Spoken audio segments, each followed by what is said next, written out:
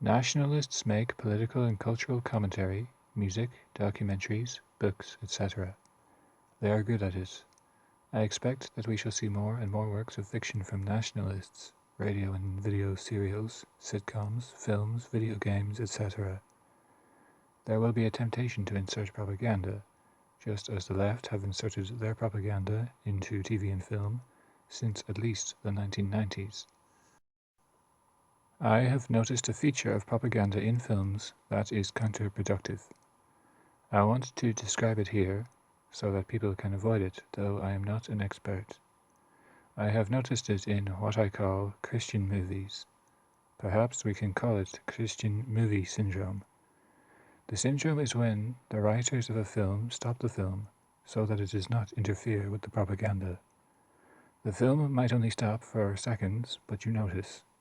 You came to watch a film, but instead you got a sermon. You did not want it, so you reject it. Propaganda does not work if people reject it.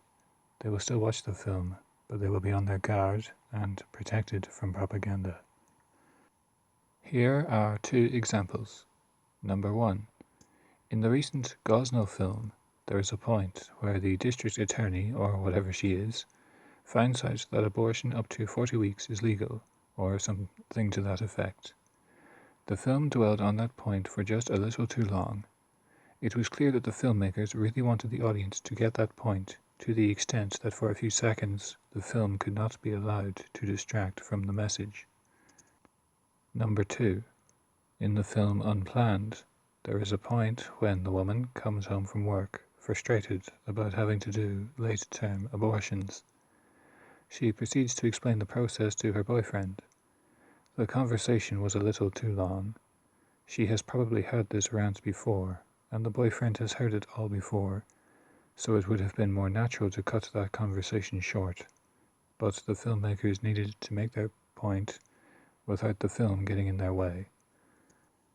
I believe that the filmmakers do this because they lack confidence in their film. They have a Ned Flanders earnestness, but their budget is not quite big enough for their vision. The films are competently made, competently cast and acted, competently written and paced, and yet you can tell that they are not quite at the level of a full Hollywood studio film. The film fires on 85 to 95% of its cylinders, but not on all of them. I think that the filmmakers fear that their film is not polished enough to send its message effectively if they are too subtle, so they err on the side of being obvious.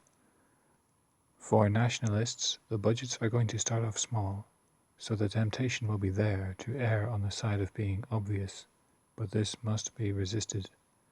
How many people even noticed the leftist messaging in the 1990s without it being pointed out to them? That messaging worked even though, or maybe even because, people were unaware of it. Nationalist messaging will work even if and maybe because the audience does not notice.